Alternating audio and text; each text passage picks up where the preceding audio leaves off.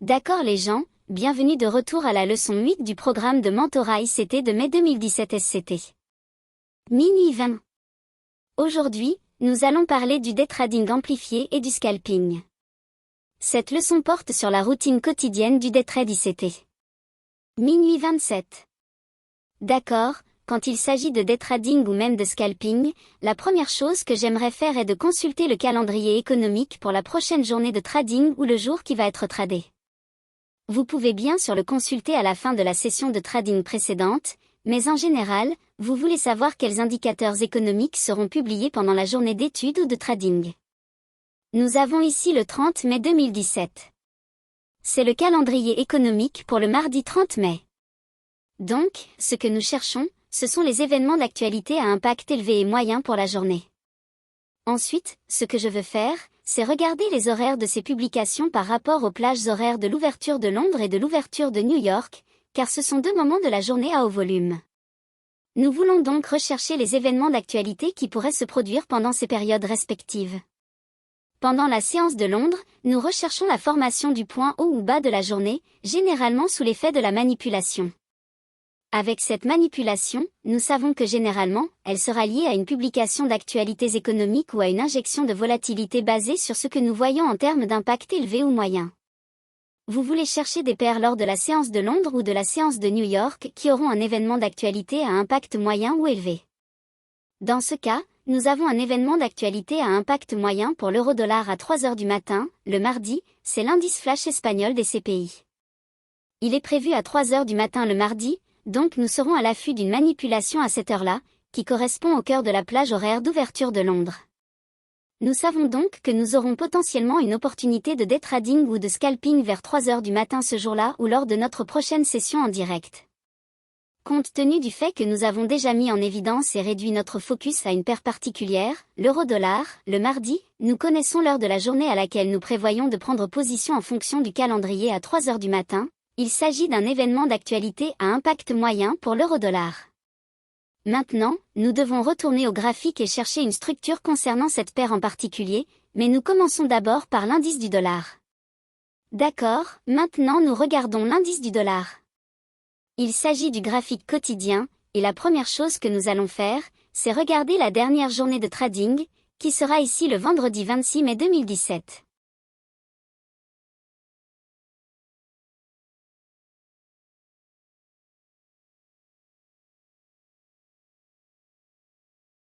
Ce que je vais faire, c'est chercher les plages de données, donc je vais simplement prendre une ligne de tendance ici, d'accord, et l'ancrer sur un point haut ou bas des derniers jours de trading. La manière la plus simple de le faire, c'est de la faire glisser vers la gauche, d'accord, puis de la relâcher, et ensuite de cliquer à nouveau dessus et de la faire glisser à nouveau.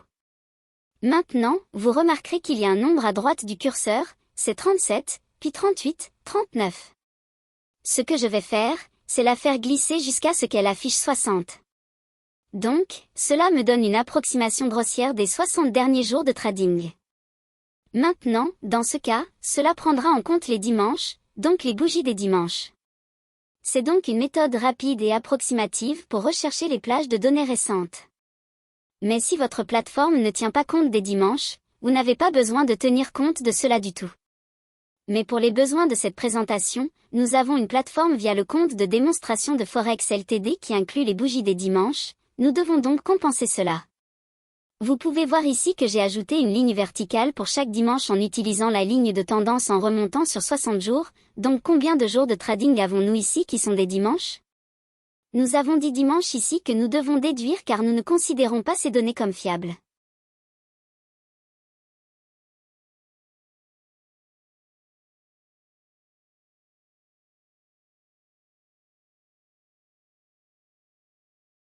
Donc, nous devons aller en arrière d'un, 2, 3, 4, 5, il y a un autre dimanche, 1, 2, 3, 4, 5, donc cela remonte à 60 jours de trading dans le passé, ce qui correspond au 6 mars 2017. Donc, nous devons inclure cela dans notre recherche. Donc, nous avons notre période de recherche, c'est ce dimanche, d'accord, donc nous devons aller un jour de plus, d'accord, donc cela remonte à 60 jours de trading en arrière. Maintenant que nous avons cela, c'est notre période de recherche la plus longue pour les plages de données, soit 60 jours de trading dans le passé.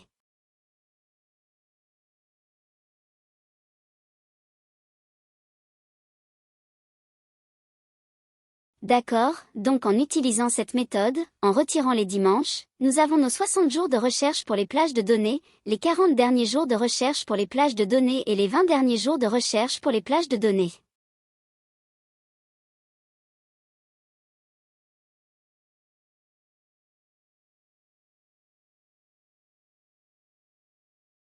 Donc, maintenant, nous avons nos plages de travail pour les retracements de Fibonacci, nous cherchons nos plages de données à l'intérieur de cette plage. En essence, ce que nous regardons, c'est l'ensemble du graphique quotidien. Notre seul objectif initial est dans les 60 derniers jours de trading, comme vous le voyez ici, vous comptez toujours le jour d'hier comme un jour et vous remontez en excluant les dimanches pour obtenir 60 jours, puis 40 jours, et enfin 20 jours. Et voilà vos véritables plages de données. C'est donc la plage dans laquelle nous travaillons pour le graphique quotidien de l'indice du dollar. Chaque nouveau jour, si les plages de données en ajoutent une de plus, nous couperons une journée en arrière. Ainsi, cela se déplace toujours dynamiquement vers l'avant. Une fois que vous avez cela défini, vous pouvez créer une boîte comme celle-ci et la déplacer simplement d'un jour vers l'avant. Vous aurez tout à chaque fois, cela n'a jamais besoin de changer, cela continue simplement à avancer.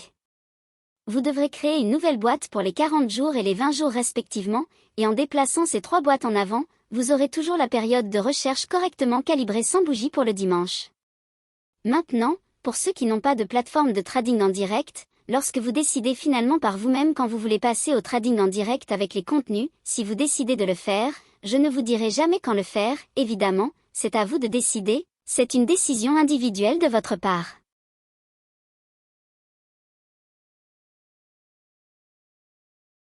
Je ne peux pas vous dire quand il est temps de trader avec de l'argent réel. C'est pourquoi nous opérons avec des comptes de démonstration, tout ce que nous enseignons ici est à des fins de démonstration, mais si vous décidez de trader avec un compte réel en utilisant ces informations, vous le faites à vos propres risques. Mais si vous n'avez pas de bougie du dimanche, vous n'avez pas besoin de faire cela comme ça, vous comptez simplement la bougie quotidienne d'hier comme le premier jour et vous remontez en arrière de 60 jours, de 40 jours, et de 20 jours, et vous aurez les plages de données à jour qui continuent de se déplacer dynamiquement.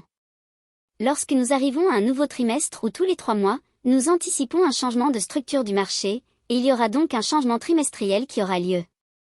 Nous le considérons comme des retournements de tendance potentiels, mais nous ne nous y attendons pas toujours, nous pourrions le voir se dérouler, mais ce n'est pas une panacée, ce n'est pas un remède miracle, nous anticipons simplement un probable changement de direction pour les 2 ou 3 prochains mois.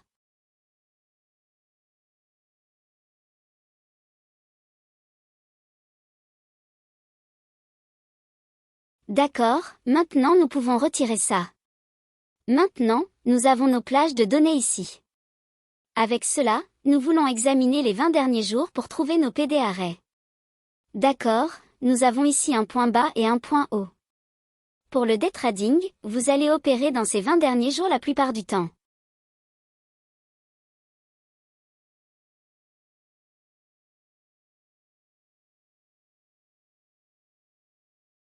Maintenant, si nous avons déjà épuisé tout ce qui se trouve dans les 20 derniers jours en termes de tous les PD arrêts, que nous ayons déjà tradé à travers n'importe quel PD arrêt premium ou que nous ayons déjà tradé à la baisse depuis un PD arrêt de remise au cours des 20 derniers jours, ce qui est très peu probable mais possible, vous iriez alors regarder dans les 40 derniers jours de trading pour la plage de données la plus récente des 40 derniers jours.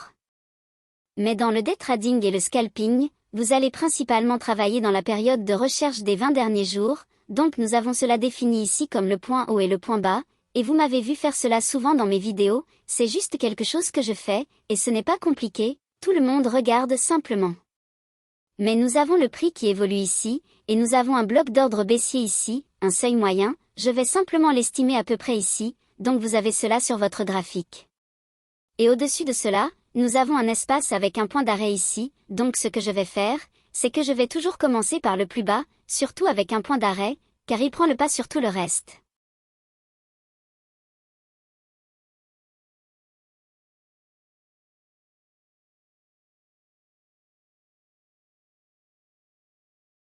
Donc, je regarde le plus bas du point d'arrêt, remarquez que je ne tiens pas compte de cette mèche ici, comme le feraient les traders de support et de résistance traditionnels, ils utiliseraient ce plus bas ici à 98,46, mais ce qui m'importe le plus, c'est la bougie baissière, Donc je veux ce 98,53, je veux ce plus bas.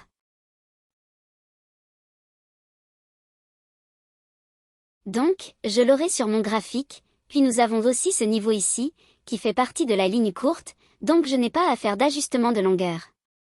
Je veux également remarquer cela, car cela pourrait potentiellement être un gap de juste valeur qui doit se combler, la haute de cette bougie ici, qui se situe à 98,14, commence le gap de juste valeur. Le support et la résistance sont ici, mais nous avons aussi un point médian rugueux qui est un point d'arrêt. Donc, ces deux bougies baissières commencent le point d'arrêt, sur lequel nous avons vu le plus haut à court terme être violé, puis rejeté vers le bas.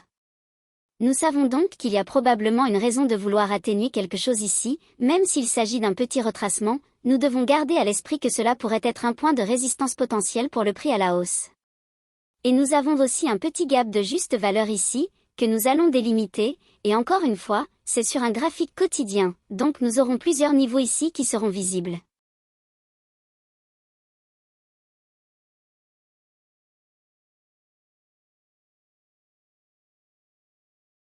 Mais ici, nous avons un gap de dimanche, donc il sera moins susceptible d'avoir une grande influence.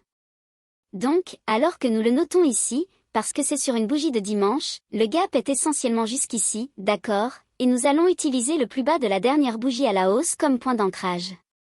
Pour ceux qui n'ont pas de bougie de dimanche, vous n'auriez rien de tout cela sur votre graphique, mais nous devons l'utiliser car c'est une petite bougie de dimanche qui a bougé vers le haut puis a baissé, ce qui peut être un point de résistance à court terme. Si vous n'avez pas de bougie le dimanche, vous n'auriez rien de tout cela sur votre graphique.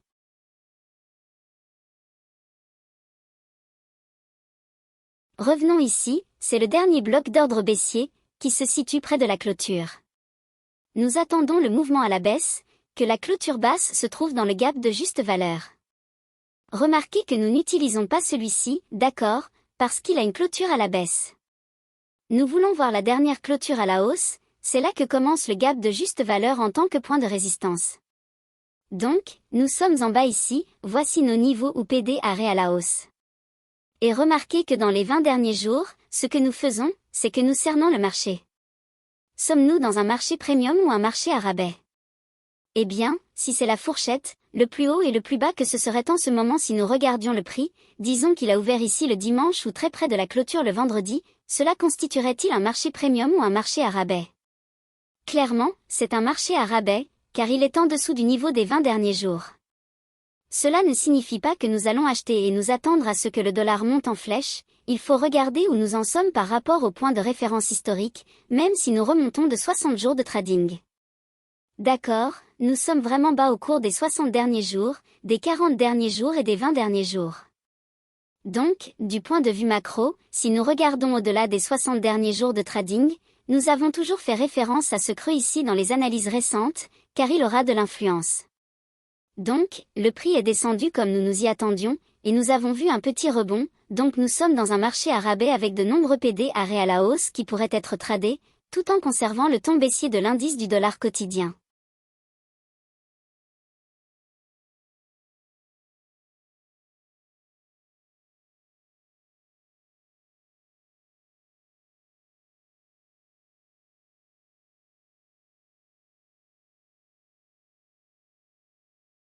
Cette tendance pourrait continuer à baisser, mais nous devons délimiter jusqu'où le prix pourrait monter s'il commence à remonter. Maintenant, pour les PD arrêts à la baisse, parce que nous avons déjà couvert tous les PD arrêts à la hausse, qui sont au-dessus du prix du marché où nous nous trouvons actuellement, et ce qui est en dessous de nous, nous avons ici un bloc d'ordre haussier, la dernière bougie à la clôture basse, ici, nous allons la dessiner. D'accord, et je vais ignorer tout seuil moyen ici car il a déjà été travaillé des deux côtés de cela. Mais cette dernière bougie à la clôture basse a été violée par son point haut, qui est à 97,42, nous avons un point haut sur cette bougie à 97,44, donc cette bougie devient également une bougie de propulsion, ce qui est un autre bloc d'ordre aussi qui crée.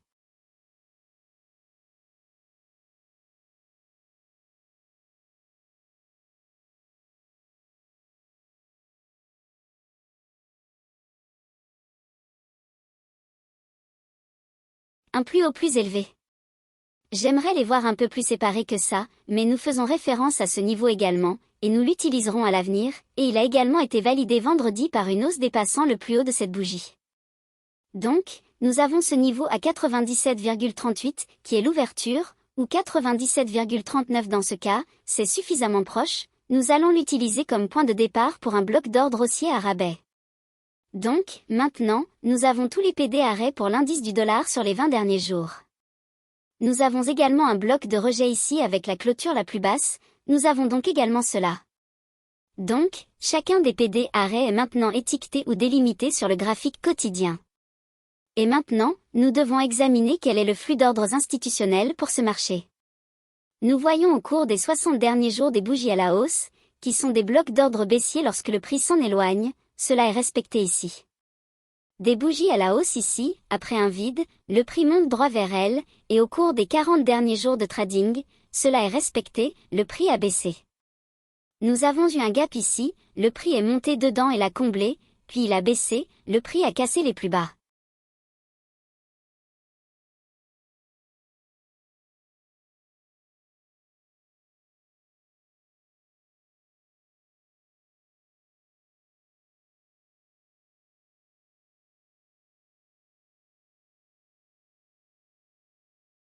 Donc, le flux d'ordres institutionnels pour l'indice du dollar est baissier, nous devons donc choisir de chercher à vendre de préférence, c'est là que les trades les plus probables se trouvent, avec des probabilités en notre faveur.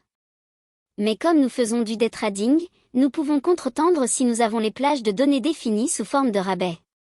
Nous sommes déjà à un extrême, surtout ici, nous avons ce vieux bas que nous avons cassé, donc il y a un scénario potentiel de retournement où nous pourrions voir une certaine mesure de retracement, cela ne doit pas forcément se produire, mais nous pouvons raisonnablement nous y attendre.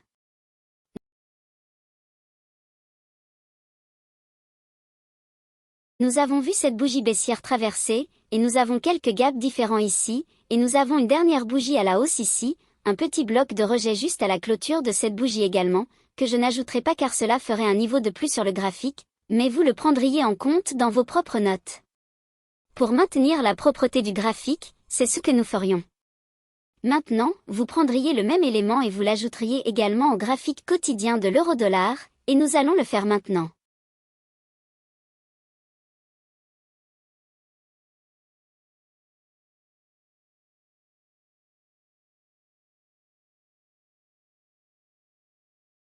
Donc, nous avons les plages de données des 60, 40 et 20 derniers jours sur le graphique quotidien de l'euro-dollar, et maintenant nous allons regarder à l'intérieur de la période de recherche des 20 derniers jours et nous allons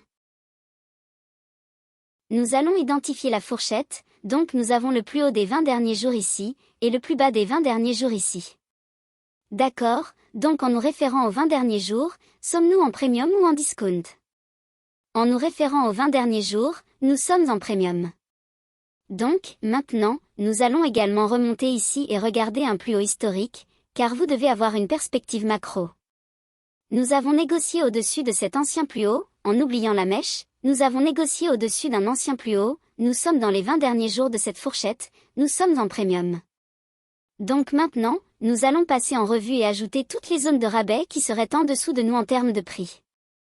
Vous passez donc en revue et vous attrapez une petite ligne de tendance ici, nous avons un bloc d'ordre haussier ici, un bloc d'épaule complet, donc nous devons cerner cela, nous retirons cette ligne verticale, d'accord, et nous avons ici notre bloc d'ordre haussier. Vous noteriez également le seuil moyen lorsque le prix s'en approche.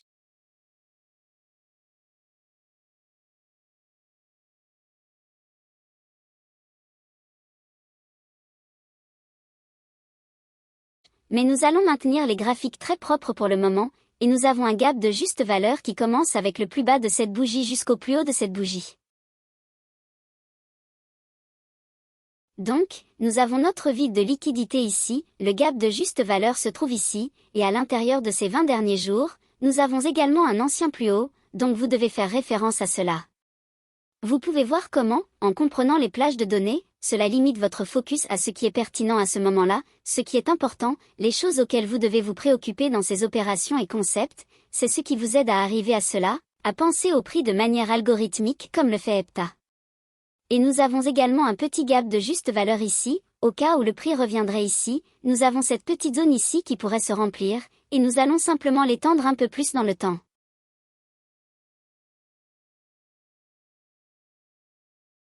Donc, voici nos zones de rabais, et les zones de premium que nous avons sont le bloc de rejet sur la dernière clôture la plus haute ici, donc nous aurons cela, puis nous avons l'ancien plus haut qui forme la fourchette des 20 derniers jours ici, et c'est tout.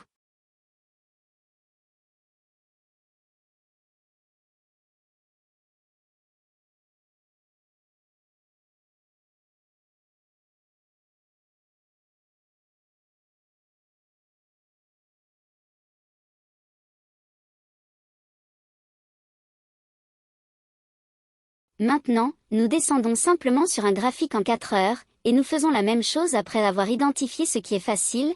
Quel est le flux d'ordres institutionnels en ce moment? Eh bien, vous pouvez voir qu'au cours des 60 derniers jours, nous avons eu des bougies à la baisse. C'est un bloc d'ordre haussier lorsque le prix s'éloigne de lui, les prix le respectent, n'est-ce pas? D'accord, nous avons ici des bougies baissières successives, ce qui forme un gros bloc d'ordre haussier, le prix atteint ce bloc et en sort, puis le prix revient, négocie à l'intérieur du même bloc d'ordre ici et repart à la hausse. Nous avons également un gap à prendre en compte, mais nous n'allons pas le faire ici car il est assez loin. Cependant, cela serait également noté sur vos graphiques à mesure que nous nous en rapprocherions. Ensuite, nous pouvons passer à ces deux dernières bougies baissières juste avant la fermeture du gap. Le prix négocie à l'intérieur de ce bloc et en dessous de ses anciens plus bas, formant ainsi un pool de liquidité. Il rebondit et négocie à la hausse, et nous n'avons toujours pas vraiment essayé de capitaliser sur ce bloc d'ordre haussier ici. Nous avons travaillé sur la mèche ici de cette bougie et de cette bougie ici, mais je pense qu'il va essayer de descendre à l'intérieur, car nous sommes en premium. Cependant, nous devons être attentifs à cette ouverture et au seuil moyen. Si le seuil moyen cède, nous chercherons probablement à combler le gap de juste valeur autour de 1,1015, soit le grand chiffre 110.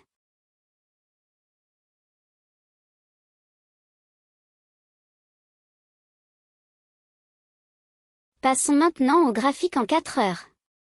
D'accord, nous sommes maintenant sur un graphique en 4 heures pour l'euro-dollar, et vous pouvez voir comment tous les PD arrêts quotidiens dans les 20 derniers jours de recherche d'EPTA se présentent. Nous pouvons voir où EPTA cherchera à déterminer où la liquidité peut se trouver ou donner aux traders au niveau de la banque l'opportunité de passer des ordres, qu'ils soient à la hausse ou à la baisse. Maintenant, étant donné que nous sommes sur un graphique en 4 heures, nous devons à nouveau tenir compte du flux d'ordres institutionnels à plus long terme sur le graphique quotidien, qui est haussier. Bien que nous soyons en premium par rapport aux 20 derniers jours, et certainement par rapport aux 40 et 60 derniers jours de négociation, cela pourrait simplement être une opportunité pour que le prix fasse marche arrière et rassemble des ensembles d'ordres à prix réduit afin de capitaliser de nouvelles positions longues. Donc, lorsque nous examinons le graphique en 4 heures, ce que nous allons faire, c'est chercher des PD arrêts, oui, mais nous cherchons des raisons pour justifier pourquoi le prix pourrait descendre pour rassembler de la liquidité en vue d'une accumulation décalée. Donc, lorsque nous avons le prix qui évolue en consolidation plus petite comme ceci, avec des PD arrêts quotidiens à plus long terme, ce que j'aime faire, c'est voir si l'ordre institutionnel sur le graphique quotidien est haussier.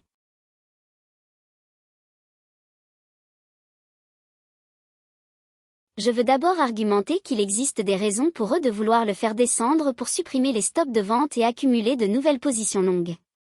Cela pourrait se faire de deux manières différentes. Nous pouvons voir les plus bas formés ici et ici, le prix peut descendre en dessous de cela et toucher le PD arrêt à plus long terme, ou nous pouvons négocier en dessous de celui-ci parce que nous avons ce vieux bas et ce vieux bas, de sorte que le prix pourrait baisser en dessous de cela et fonctionner essentiellement sous l'idée que nous sommes dans un marché premium, mais il pourrait descendre à un marché à court terme à prix réduit par rapport au graphique en 4 heures. Qu'est-ce que je veux dire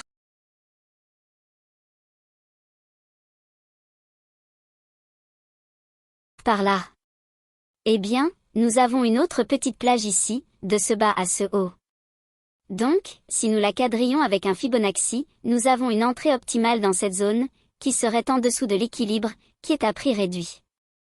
Nous opérions également sur cette bougie à clôture baissière, qui est un bloc d'ordre haussier situé au niveau de 70,5. C'est donc un niveau que nous surveillerions pour voir s'il y a une quelconque sensibilité si le prix y descend. Nous avons la gamme totale, depuis ce bas ici, et l'équilibre est en dessous de ce bas, puis nous avons un petit gap ici, un gap beaucoup plus important ici, qui est également une entrée optimale. Nous avons donc un petit gap ici à combler, puis cet ancien haut ici également. Donc, le prix pourrait descendre et retracer depuis le marché premium sur le graphique quotidien pour donner l'opportunité aux banques de capitaliser de nouvelles positions longues sur cet ancien haut et de combler une partie de ce gap de juste valeur. Remarquez le gap de juste valeur ici qui ne comporte que des achats, il peut donc se combler ici et retester tout cet ancien haut et descendre un peu plus bas. Nous pourrions donc envisager que ce PD arrêt quotidien à 109,90 soit la base d'une réaction à prix réduit sur un flux institutionnel haussier à plus long terme pour l'euro-dollar.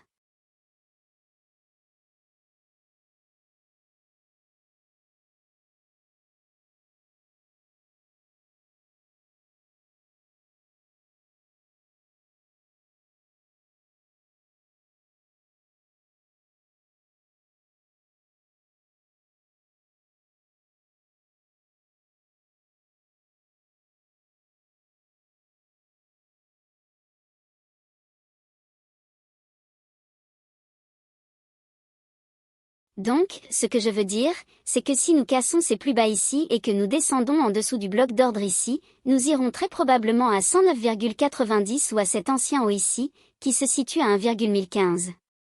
Donc, l'un de ces deux niveaux est préférable pour un achat, mais tant que nous sommes ici, nous pouvons vraiment nous attendre à voir le prix chuter. Si nous voyons le prix négocier au-dessus de cette bougie haussière, ce qui est un bloc d'ordre haussier ou une bougie haussière pour ce mouvement baissier, si nous perdons ou négocions au-dessus du seuil moyen de cette bougie, parce que nous devons examiner les PD arrêts sur le graphique en 4 heures, ce que nous faisons maintenant dans cette conversation, si nous passons à travers cela, cela annulerait toute tendance baissière à court terme de 4 heures et ils voudront le faire. Monter davantage. Si nous faisons cela, nous examinerons ces deux bougies baissières comme un potentiel bloc d'ordre haussier sur le graphique en 4 heures une fois que cette bougie sera terminée.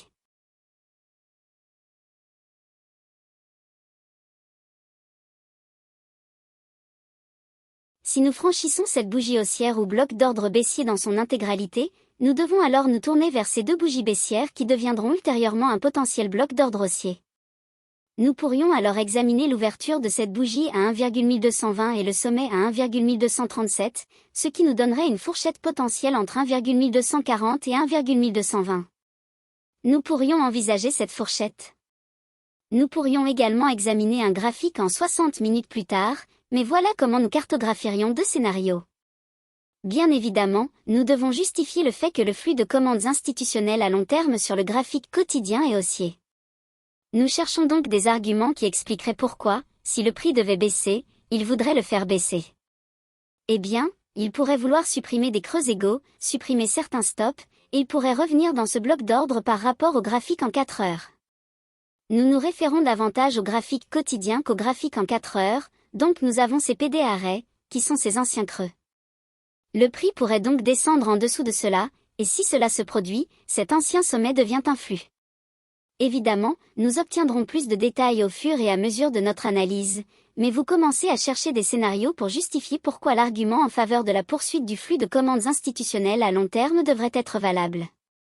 Si vous ne pouvez pas justifier de manière convaincante les entrées basées sur cela, vous devez commencer à dire que nous sommes dans un marché premium, peut-être que le marché a besoin de descendre dans un marché à prix réduit pour monter plus haut, mais s'il prend des arrêts de réduction spécifiques, alors nous changeons probablement de cap et il va probablement vouloir baisser davantage sur une base à moyen terme par rapport à une base à court terme. Nous allons donc passer à un graphique en 60 minutes et faire la même chose, tout en comprenant que si nous utilisons la commande CTRL-Y, cela nous donnera notre perspective hebdomadaire ou ce à quoi ressemblent les plages hebdomadaires du point de vue du profil. Nous pouvons voir que chaque semaine commence par une ouverture, descend et remonte depuis le bas. Elle commence ensuite la semaine suivante, monte et se clôture en haut de la semaine. La semaine dernière, au moment de cet enregistrement, nous avons eu essentiellement une semaine de consolidation. Nous savons donc qu'il y a un niveau de support créé pour cette semaine, et si nous négocions en dessous de ce niveau,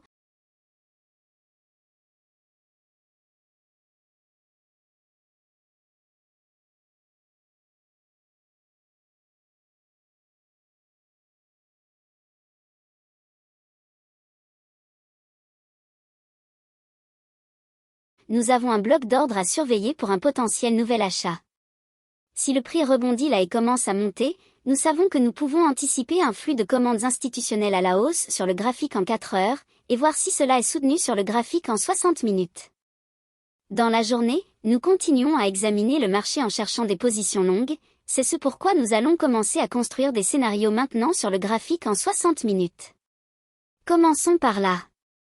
Maintenant, nous avons un graphique en 60 minutes de l'euro. Nous avons d'utiliser la commande CTRL-Y pour obtenir toutes les données individuelles des journées, mais nous allons revenir à cela dans un instant. Pour le moment, nous avons un graphique propre devant nous. Nous pouvons voir des creux égaux ici et ici, ainsi qu'une bougie de réduction à l'achat en dessous, qui est constituée de ces deux bougies baissières. Regardez attentivement ce que nous recherchons, des convergences de PD arrêts qui se chevauchent les uns les autres et justifient si le marché va descendre uniquement pour leur donner l'opportunité d'acheter à un prix moins cher, en prévision d'un flux de commandes institutionnelles à plus long terme qui pourrait viser les 1,13 ou 1,14 sur l'euro, ou bien si nous descendons pour un mouvement plus durable. Nous ne pouvons pas encore le deviner, et ne cherchez jamais à croire que vous pouvez le faire. Nous cherchons des probabilités pour l'instant. Nous sommes en consolidation, alors il pourrait nous entraîner dans une consolidation pour créer un pool de liquidités plus important en dessous du marché et descendre pour prendre ses stops vendeurs et capitaliser de nouvelles positions longues. Si c'est ce qu'ils font, où pourraient-ils le faire? Sur une PD arrêt horaire, nous avons un gap de valeur équitable ici, qui commence au sommet de cette bougie et se termine au plus bas de cette bougie.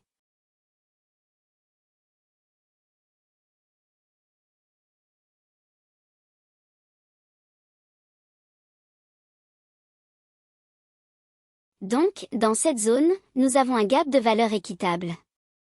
Et à gauche, nous avons deux bougies baissières pour un joli mouvement. Nous savons donc qu'il y a un bloc d'ordre baissier à cet endroit. Nous avons donc une convergence de 2 PD arrêts à cet endroit, et c'est en dessous des creux égaux. Le plus bas est à 1,1162.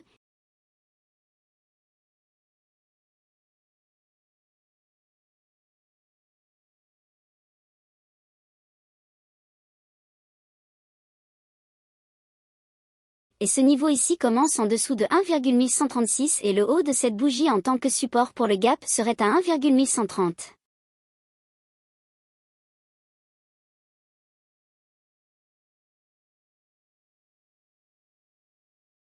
Donc, entre 1,1131 et 1,1135, si le prix descend à ce niveau, nous pourrions nous attendre à un certain degré de hausse. Comment utiliser ces informations si le prix descend à ce niveau? Si cela se produit, nous voudrons passer à un graphique en 15 minutes et rechercher nos écarts types habituels.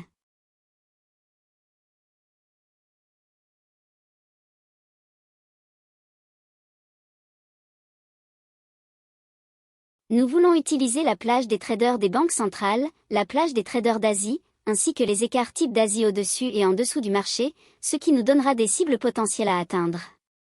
Nous voulons également examiner le prix d'ouverture lorsque le prix atteint ce niveau. Nous regarderons le prix d'ouverture à minuit GMT et le prix d'ouverture à minuit à New York. Si nous nous attendons à une certaine hausse à ce niveau, nous chercherons à voir si le marché s'ouvre à 0 GMT ou minuit à New York et s'il baisse ensuite. Si le prix descend en dessous du prix d'ouverture, nous nous attendrons à ce que ce niveau, ou très près de lui, soit un point d'achat pour une opération intrajournalière. Cette attente serait valable pour la session de Londres ce jour-là. Si Londres confirme cette tendance, nous nous attendrons à une certaine continuation pendant la session de New York. Cependant, si la session de New York remonte vers ces niveaux, nous savons que nous avons beaucoup de résistance à cet endroit, ce qui pourrait provoquer une inversion de tendance en session de New York.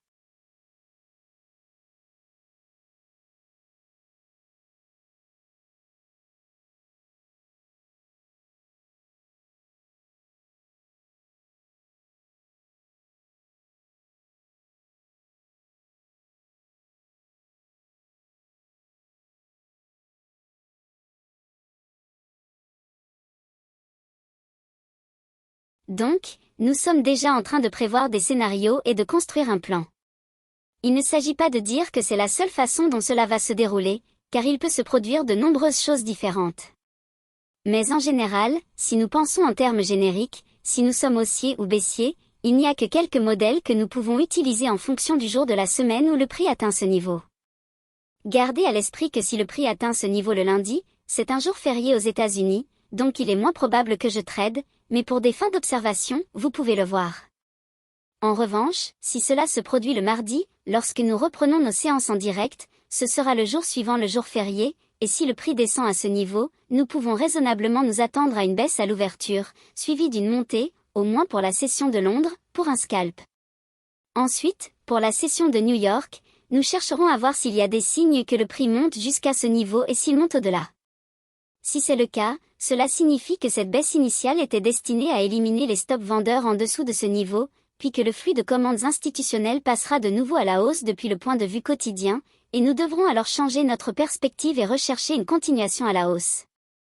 Pour cela, nous chercherons une ouverture à la baisse ou une configuration similaire à minuit GMT ou à minuit à New York, puis nous chercherons des signes de montée et des opportunités pour acheter au-dessus du marché, en visant la prime.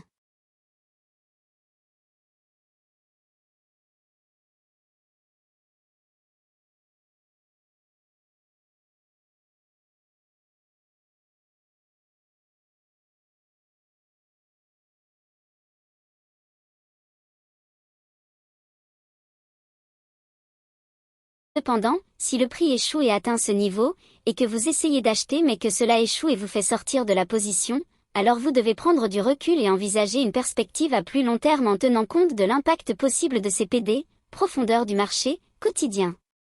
Nous avons des creux égaux en dessous, ainsi qu'une lacune de valeur équitable et cet ancien sommet. Si nous perdons l'opportunité de prendre une position longue à ce niveau parce que c'est un bloc d'ordre haussier et une lacune de valeur équitable, et qu'en plus, c'est en dessous des creux égaux, si le prix descend et que les banques ne viennent pas pour capitaliser à ce niveau, vous recevrez un retour d'information immédiat lorsque vous serez arrêté. Dans ce cas, nous anticiperions une baisse en dessous de ces creux, non pas pour une opportunité d'achat, mais à des fins de ciblage pour une expansion.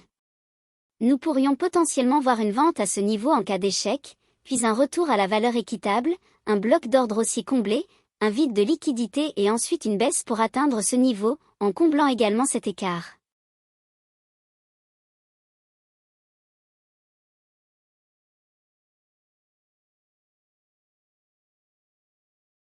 Il y a une formule que nous suivons. Nous commençons par les injections de liquidité ou les injections de volatilité en examinant le calendrier économique, en cadrant l'heure de la journée et en considérant quelles paires seront influencées par quelles nouvelles pour Londres et New York. Ensuite, nous passons à une analyse de base sur l'indice du dollar pour déterminer la plage de données, nous examinons les PD arrêts, nous envisageons la matrice des PD arrêts, nous déterminons si le marché est en zone de remise ou en prime, puis nous procédons à une analyse plus détaillée de la paire qui a l'annonce de nouvelles à la session correspondante. Nous savons qu'à 3 heures le mardi 30 mai 2017, il y aura un événement économique d'impact moyen, nous nous attendons donc à une certaine manipulation. Qu'est-ce que cela pourrait être ? Eh bien, le lundi et le dimanche, le prix pourrait atteindre ce niveau. Je ne peux pas prédire cela, mais disons que nous restons dans une plage étroite ou que nous montons un peu à un moment donné le mardi ou le mercredi. Si nous descendons à ce niveau, cela pourrait être un creux hebdomadaire du mardi ou du mercredi. Vous devez penser à ces modèles hebdomadaires. Si nous cherchons des raisons de justifier pourquoi le flux institutionnel journalier à plus long terme, qui est haussier pour l'euro, pourrait reprendre en atteignant ce niveau, cela renforce la perspective de voir le reste de la semaine se dérouler. Mais quel jour de la semaine atteindra-t-il ce niveau ? Tenez compte de vos modèles hebdomadaires. Si nous cherchons des raisons de justifier la poursuite de la tendance haussière du jour sur l'indice du dollar, qui est toujours le cas, nous recherchons un flux institutionnel quotidien pour déterminer notre biais directionnel. Il y a des moments où, comme c'est le cas actuellement sur l'euro, nous sommes à un niveau de prime très élevé et cela peut nécessiter une consolidation plus longue que ce que nous avons vu la semaine dernière, où il peut avoir besoin d'une retracement plus profonde vers un marché de remise pour permettre aux banques de l'acheter à un prix plus bas.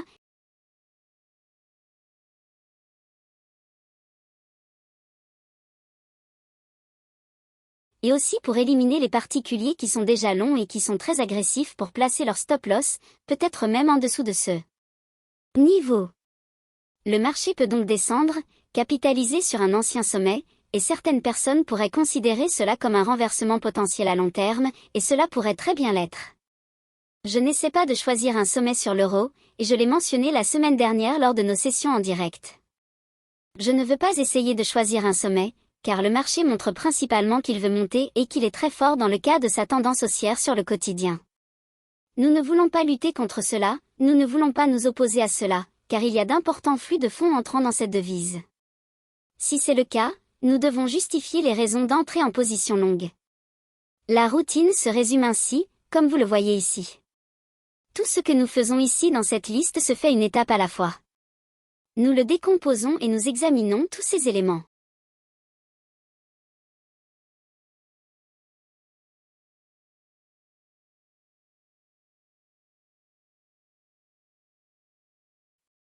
Lorsque nous en arrivons au point où nous examinons un graphique en 15 minutes, vous ajouterez les déviations standards pour la plage des banques centrales, la plage asiatique respectivement et la floue.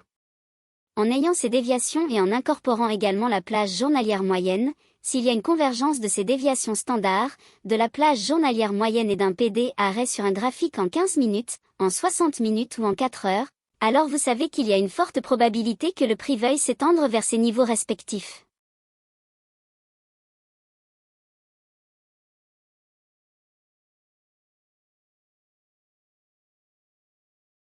Lorsque je choisis les plus hauts et les plus bas quotidiens et que je m'en approche de très près, parfois à un pip ou à quelques pips près, c'est la procédure que j'utilise. Il n'y a rien d'autre que je fais qui soit secret, rien d'autre de mystique à ce sujet, il n'y a pas d'autres indicateurs qui m'aident à le faire.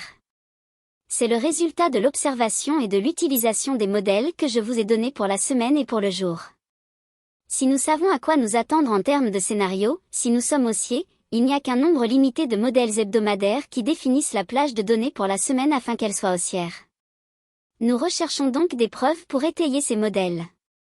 Nous commençons évidemment à partir du creux du lundi de la semaine, et si le lundi ne nous donne pas suffisamment de preuves, nous recherchons la formation du creux du mardi de la semaine. Si le mardi commence à monter, nous savons alors que le mercredi sera probablement une bonne journée pour acheter en scalping, et nous pouvons faire cela jusqu'à l'ouverture de New York le jeudi, où nous continuons à nous attendre essentiellement à ce que le plus haut hebdomadaire soit atteint.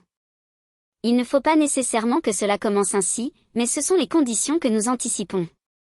Si le jeudi continue à monter, alors nous savons qu'il y aura probablement des prises de bénéfices le vendredi, donc nous n'achetons pas non plus le vendredi.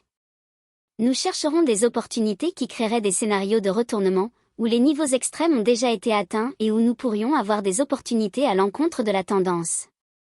Nous ne voulons pas trader des paires à la baisse pour lesquelles nous avons principalement prévu à l'avance qu'elles étaient haussières, lorsque nous avons cette idée de plage hebdomadaire pour les flux institutionnels, comme nous l'avons expliqué ici dans cet enseignement. Une fois que cela est intégré dans votre analyse, vous ne voulez jamais aller à l'encontre de cela pour le cadre de probabilité élevé. Vous voulez rester à l'intérieur de ce cadre. En d'autres termes, si le flux institutionnel quotidien est haussier, nous voulons principalement chercher des raisons de justifier un achat, et cela signifie que vous n'obtiendrez pas toujours un trade de jour à l'achat dans cet environnement. Il y aura des jours de retracement ou de consolidation, et il n'y a rien de mal à cela. Encore une fois, le day trading n'est pas du trading tous les jours, et le scalping n'est pas chaque mouvement. Une fois que nous avons ces convergences de déviation standard et de plage journalière moyenne qui correspondent à ce que nous attendons en termes de flux institutionnels ou des preuves de l'orientation prévue, nous utilisons le modèle hebdomadaire pour justifier ce que pourrait être la plage hebdomadaire. Cela nous donne la probabilité la plus élevée en notre faveur. Une fois que nous avons cela, nous passons à notre routine quotidienne pour voir si cela va commencer par un creux ouvert de la journée et une clôture à la hausse, ou s'il s'agira d'une consolidation à Londres, suivie d'une baisse à New York créant un creux pour une opportunité d'achat pour un renversement de marché, puis une hausse. C'est ce que vous recherchez. Vous devez voir des choses qui justifient et encadrent l'idée. Vous ne saurez jamais, croyez-moi quand je vous le dis, vous ne saurez jamais quel modèle hebdomadaire va se dérouler avant l'ouverture du dimanche.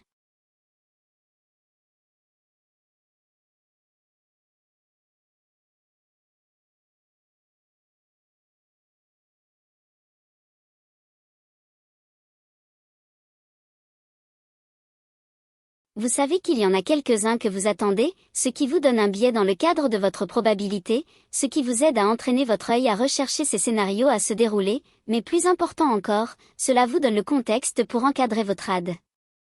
Vous entendez souvent, planifiez votre trade, tradez votre plan.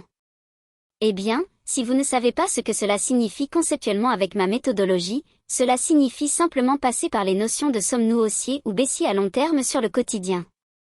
Si nous sommes haussiers, nous nous concentrerons sur la plage hebdomadaire qui se déroulera de manière haussière.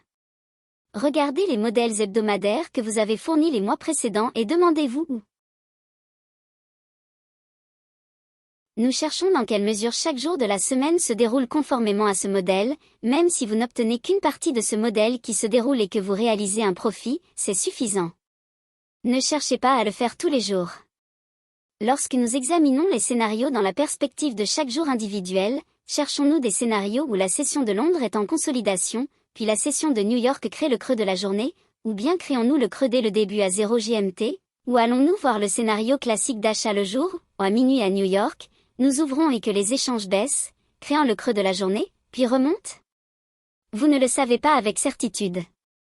Si vous cherchez à trader à 0 GMT tous les jours, ou chaque fois que vous essayez de trader, vous risquez de subir des pertes, puis vous devez trader à nouveau après minuit à New York, ce qui peut entraîner une surnégociation ou le potentiel pour cela.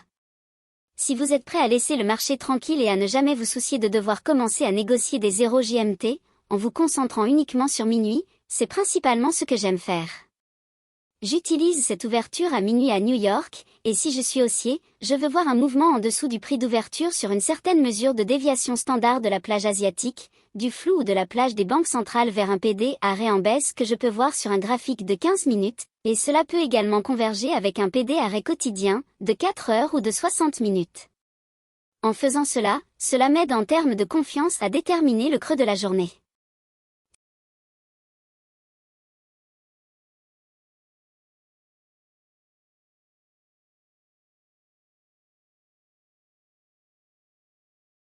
Si cela se produit dans une des zones de trade, je peux l'acheter toute la journée sans aucune crainte, en utilisant la déviation standard de 33 pips que nous attendons du prix d'ouverture lorsque le prix d'ouverture classique de 100 pips par jour descend jusqu'à 33 pips, ou environ cela.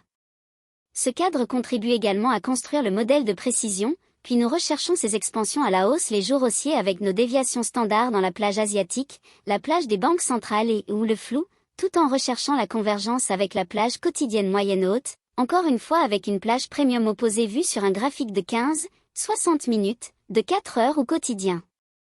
Si la plage quotidienne moyenne est inférieure à 60 pips, nous savons qu'il y a de fortes chances d'avoir une journée à grande amplitude à un moment donné pour négocier le flux de commandes institutionnelles dans cette direction. Nous pourrions obtenir bien plus que la plage quotidienne moyenne.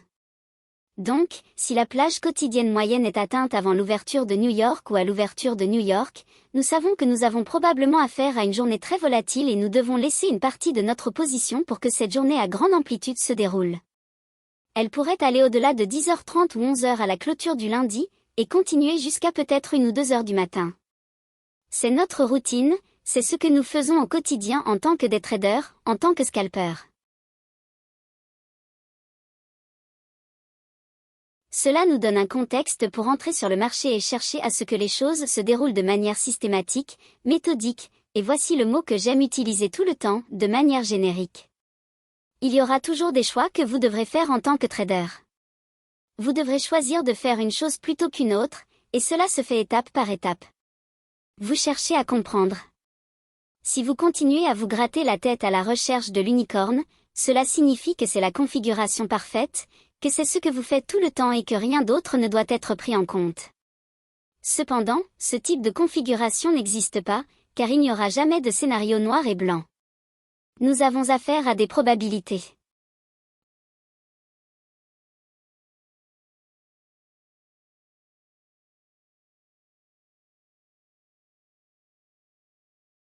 Nous travaillons avec des probabilités.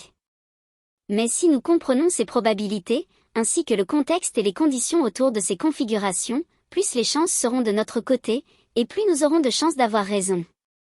Et lorsque nous avons raison, le marché sera de notre côté, car nous aurons négocié en harmonie avec lui. C'est pourquoi vous voyez ma précision comme elle est. Ce n'est pas de la chance, ce n'est pas parce que j'ai beaucoup d'expérience, bien que cela aide, mais c'est parce que j'utilise la routine que je viens de vous montrer, chaque jour de trading. Je la fais devant vous, mais c'est ce qui me conduit à prendre des décisions. Parfois j'ai raison, parfois j'ai tort, mais quand j'ai tort, cela me donne plus d'informations. Et c'est ce que vous devez comprendre, même si vous avez tort, cette information, ce retour d'expérience immédiat est une source d'empowerment. Même si vous considérez cette perte sur le plan monétaire comme une défaite, cela sera préjudiciable, cela vous nuira mentalement, cela vous dévorera comme un cancer mental.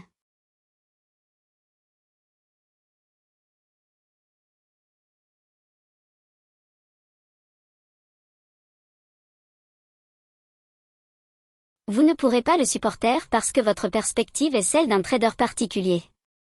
Les investisseurs intelligents ne considèrent pas une perte comme une défaite, mais comme le prix payé pour obtenir de meilleures informations. Imaginez quelqu'un qui sait que l'issue d'un match de football est arrangée en coulisses. Cela peut ne pas être vrai, mais imaginez-le pour l'exemple. Si vous savez qu'une équipe va volontairement perdre, mais que tout l'argent est misé sur cette équipe pour gagner, qui a l'avantage? La personne qui sait ce qui se passe en coulisses, bien sûr. Nous essayons donc de nous aligner.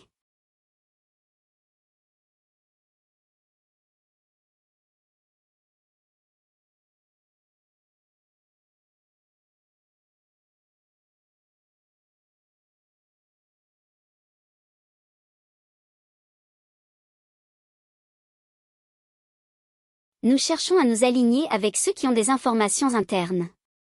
Si nous nous trompons dans nos hypothèses sur l'analyse, nous le saurons immédiatement.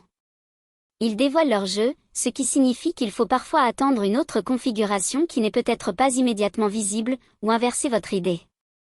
En day trading, vous devez être très flexible, en particulier en scalping, mais pour minimiser les risques et maximiser la probabilité de direction basée sur le trading, c'est ce que je fais au quotidien. C'est ce que je cherche toujours à faire jour après jour, car si je ne peux pas atteindre mon objectif hebdomadaire, c'est la méthode que j'utilise pour essayer de l'atteindre en petites étapes.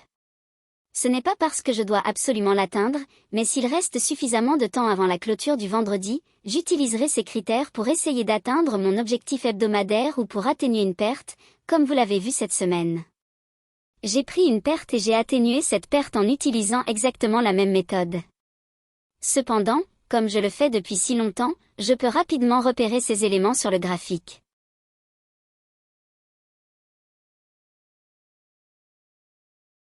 Pour certains d'entre vous, cela peut prendre 30 à 40 minutes pour faire cela tous les jours, pour le décomposer, l'examiner et envisager divers scénarios. Mais à mesure que vous le faites de plus en plus, votre niveau d'expérience favorisera une réponse plus rapide. En regardant le prix, vos yeux iront automatiquement vers les plages de données, là où les PD arrêts se trouvent sur vos horizons temporels respectifs, et cela deviendra naturel pour vous. Je crois vraiment que même si vous n'avez pas l'intention de devenir un day trader, il est extrêmement bénéfique de regarder l'action des prix en intraday. Si vous pouvez trouver un moyen de capturer l'action des prix en intraday sur un graphique de 15 ou 5 minutes et le laisser enregistrer toute la journée, même si vous n'êtes pas là, puis revenir et le regarder, cela vous permettra de mieux comprendre son fonctionnement. Il ne suffit pas de montrer des exemples statiques, et certains d'entre vous ont peut-être eu l'attente que je vous montre une image magique qui va faire tout le travail à votre place.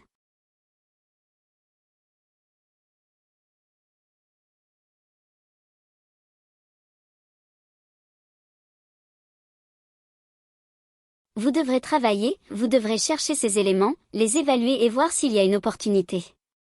Et si cela ne se concrétise pas, qu'est-ce que cela me dit? Et c'est ce que j'ai expliqué ici.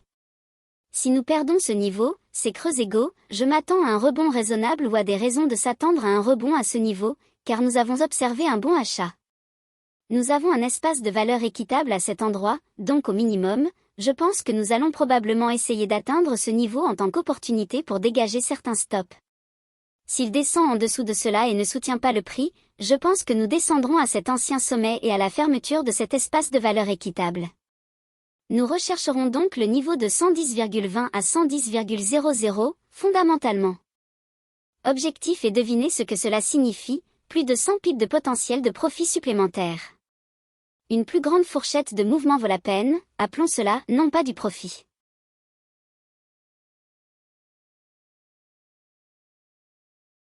Donc, s'il descend en dessous de ce niveau ici, nous avons environ 100 pips supplémentaires jusqu'à atteindre ce niveau. Et à l'intérieur de cela, c'est suffisant pour gagner de l'argent. Vous devez simplement changer de stratégie et dire, d'accord, si nous perdons ce niveau ici le jour de négociation suivant, je vais regarder le prix d'ouverture à 0 GMT ou à minuit à New York, et j'attendrai un rebond au-dessus de ce prix d'ouverture jusqu'à une certaine mesure d'une fourchette premium, peut-être près de l'espace de valeur équitable ou d'un bloc plus court de bear, puis je vais prendre une position courte sur la base d'un graphique de 15 ou 5 minutes, et je cherche une expansion de la fourchette pour atteindre ce niveau.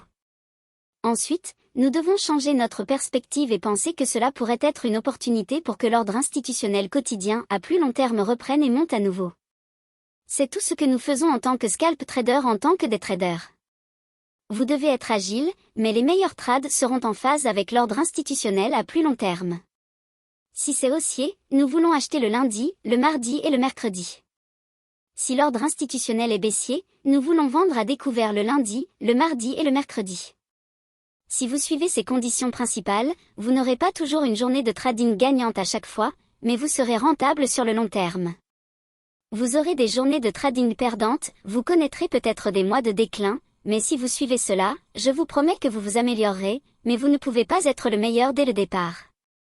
Vous devez évoluer. Ce sont les critères dans lesquels je travaille pour le faire.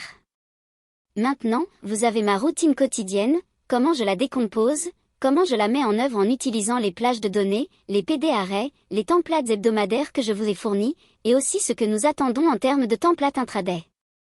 Ce que nous faisons, c'est mélanger les scénarios de temps et de prix. C'est ce que fournissent ces templates. Ils ne vont pas tous se réaliser, car vous n'avez besoin que d'un seul template pour définir la fourchette hebdomadaire et un autre template pour l'intraday. Mais tous ces templates ne sont pas forcément compatibles les uns avec les autres. Lorsque vous êtes haussier, vous pouvez envisager la manière dont les templates hebdomadaires peuvent se réaliser, et là, vous vous concentrez sur ces jours spécifiques. Si une inversion se produit le mercredi et que vous êtes haussier, cela pourrait être un critère. Nous pourrions voir cette consolidation ici et un mouvement à la baisse jusqu'à ce niveau le mercredi, et c'est notre creux hebdomadaire du mercredi, puis il repart à la hausse.